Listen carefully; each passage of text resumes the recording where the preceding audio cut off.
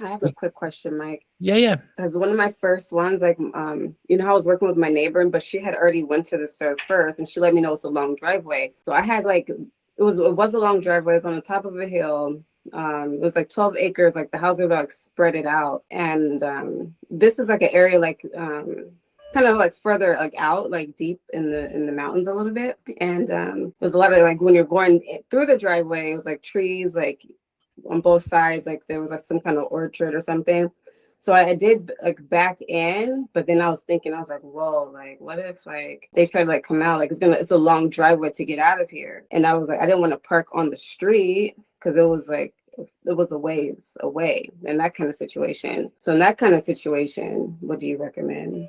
I like the use I like that you said that. Like I'm glad you spoke up because there's like balancing the like what's the best situation. Like there's no great situation in that Mm-hmm. case, but the worst situation would be you trying to sprint down that driveway to get to your car to get away, right?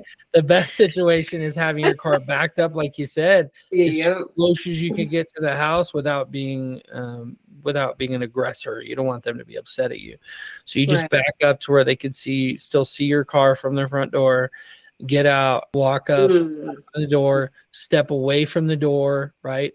Quite a bit away from the door so they're not threatened by you. And you ladies, I think you ladies have a lot easier.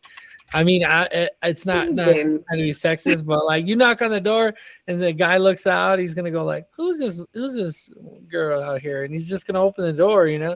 When it's a guy, he's like, "What's this fool think he's doing on my porch?" You know, it's a whole different conversation. If they're an aggressive person, then that's kind of how it goes. But yeah, to be safe, then we're going to get into some of the other things to keep yourself safe. So I think you did the right thing, just backing in, getting as close as you can.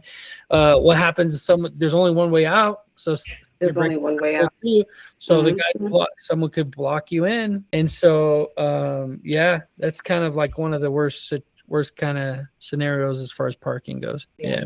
You kind of back in there, but also having a truck, like maybe go around them on the grass or whatever other places you got to go if you had a truck.